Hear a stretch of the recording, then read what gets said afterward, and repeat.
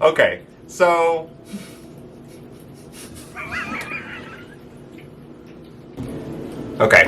after the first video, I made no promises that I wouldn't make a second video. I said it could be my first or my last. So it was my first. So what I'm gonna do today is I'm gonna make biscuits. Funny thing about biscuits for me is I don't measure anything, so good luck figuring this one out with me. But the only things you should need are self-rising flour, lard.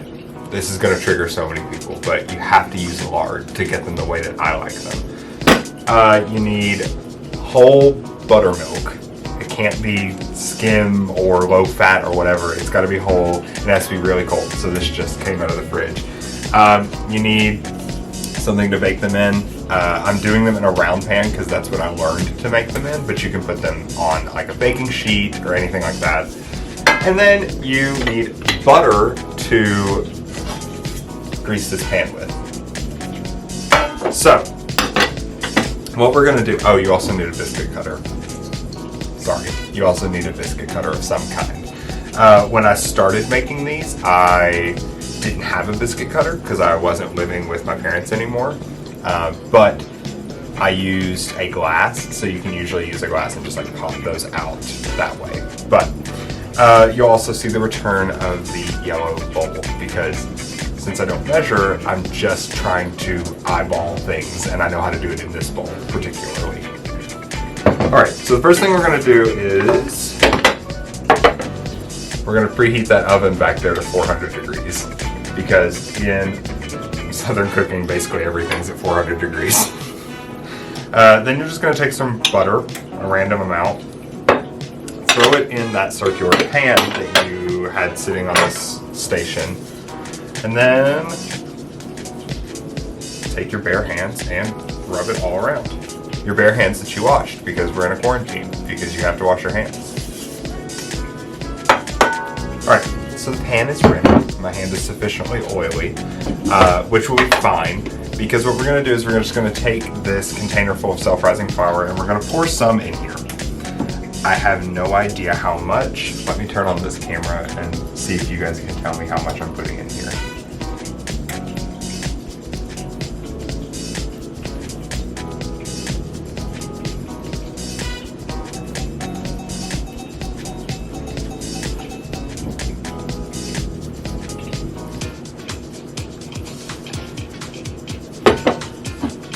Alright, so it's like that much flour that I'm going to use today. I'm hoping that I'll only make this many biscuits. We'll see at the end if that was a lie.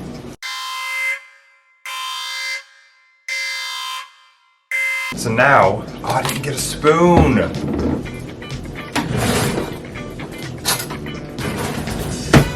So now you're going to put lard in it. And I'm just going to tell you right off the top, I have no idea how much lard in. That's some of the lard I'm going to put in. I'm going to use this finger that's already covered in butter.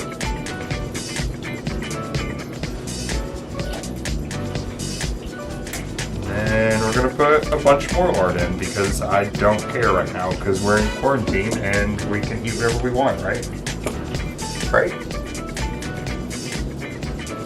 Alright, so what you do with this, and you can't really see it on this second camera, but I'm trying, guys, is you want to take and break all that lard up and work it into the dough with your hands. And I don't know if you can see on camera how much flour I somehow just shot out onto the counter here.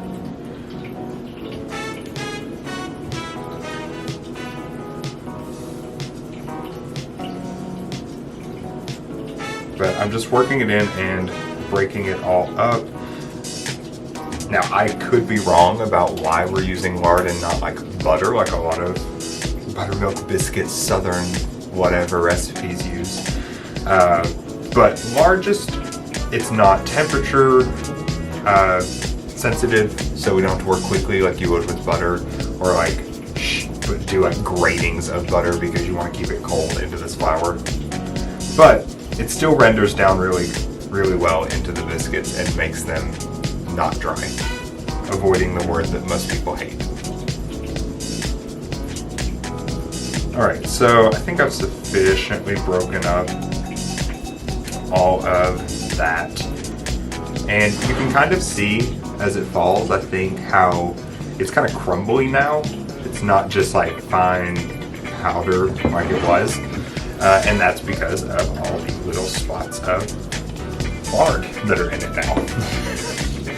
Okay, now is the fun part where you get to put in buttermilk, and I always get flour all over the buttermilk because I don't think I should open it beforehand. And again, I have no measurements for this. What you're really going for here is a feel, and this is going to be very cold on your hands. If you do this with a spoon, I think that you might be a psychopath. So I'm gonna keep working this into it a little bit at a time until it's wet enough for it to be rolled out. But the big thing with biscuits is you don't want to overwork your dough. So part of keeping it from being overworked is I try to make it a little wet to begin with. And then I'll add more flour as we put it out on the counter here.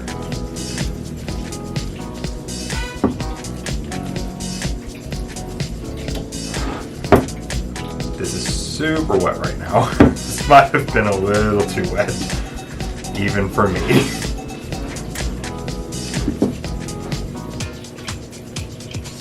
Yeah, this was a little wetter than I intended, and that's why I got this little thing out, so that we can add just a little bit of flour to it. That's the fun thing about biscuits like this, is they are so very forgiving.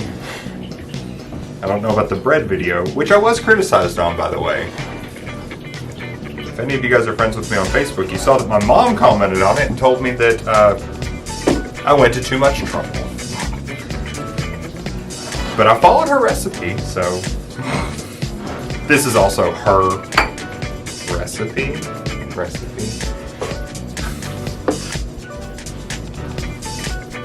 And I use quotations very heavily there because there's no recipe to this. It's just a feeling. You just feel your biscuits. Are they right? Are they not? And right now they are way too wet because I'm an idiot and just kept pouring buttermilk in. Okay, so hands are clean, and we're going to move on to the next step, which is actually to flour your surface a little bit. Oh look, there's some biscuit that escaped the bowl. So we're going to flour this counter a little bit. I cleaned it. I know it's clean. You're more than welcome to do this onto like a thing of wax paper or like a cutting board or something like that, but I don't think it's necessary. These are very, very, I'm not putting this shot in. Oh my God. My mother would kill me.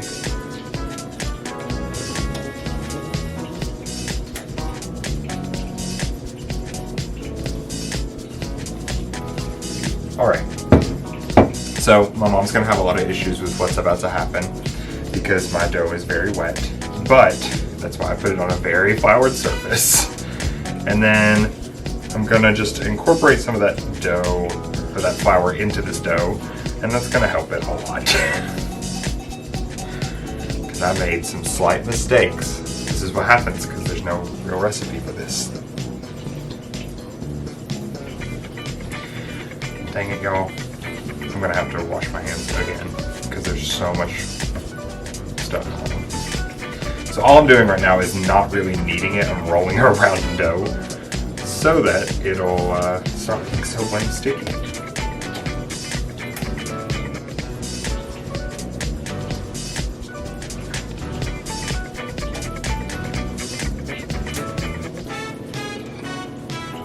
Don't judge, don't judge. Putting more flour here because it needs it.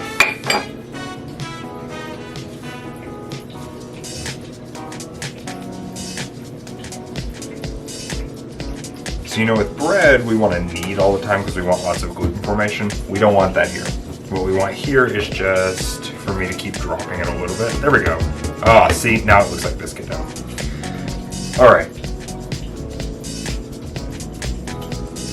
I'm gonna have to wash my hands again, but before I do that, I'm gonna do this, which is, all I'm doing is, instead of like rolling it with a rolling pin or anything like that, we're just gonna flatten it out into, I don't know, that's probably an inch high right now, maybe a little less. Depends on how thick you want your biscuits. Okay, so now we're gonna use this biscuit cutter, and yes, I just threw it into some flour. Probably shouldn't have done it that way, but we live and we learn. And now we're literally just gonna cut out our biscuits from this dough. It's still a little wet, but that's okay, because here's the fun thing again. These biscuits are super forgiving. That one was pretty wet, so I just shoved it into the pan already. That one in. This one.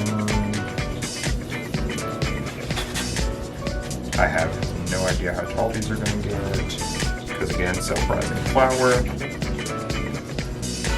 And the reason that I use self-rising flour is because I'm lazy.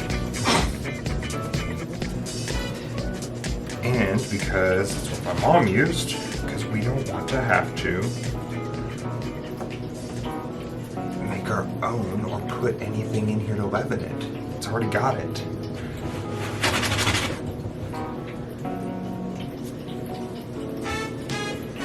Yes, my dough's too wet, I'm aware.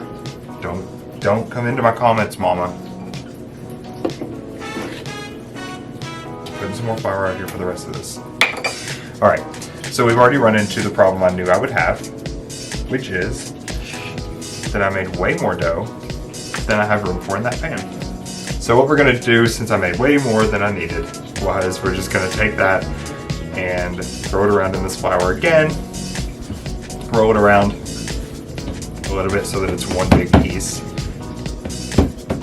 and we're just gonna pat it out. I'm gonna make these a little bit thicker.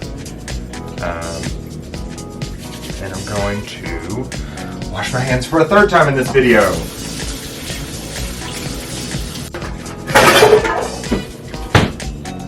Another pan.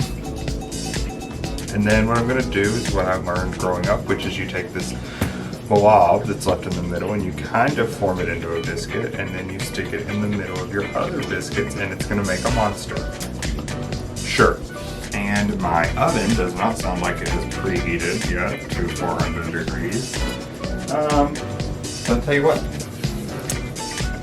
it's been on for a while and I don't care. So we're going to take these two pans of biscuits that you guys can see on one of these two cameras, and we're just going to stick them in the oven. Because again, there's no recipe.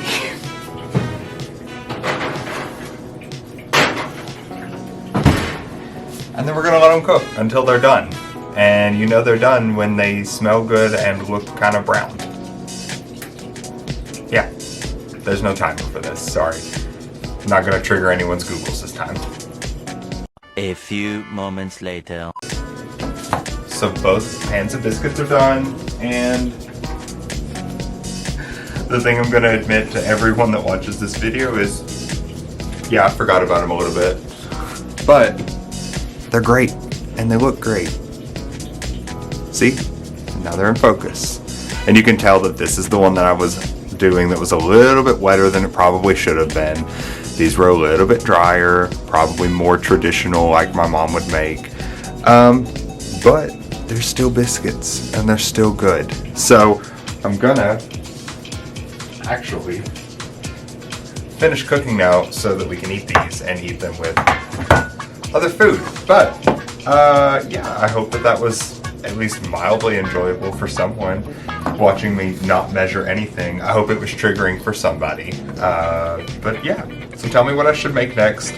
Please make it something I can make. These are easy for me. I don't care at all about making these. But yeah, and make it something that we can get during quarantine. Because grocery stores are fine, but grocery stores sometimes don't have certain things. And they don't have self-rising flour. That's from my house.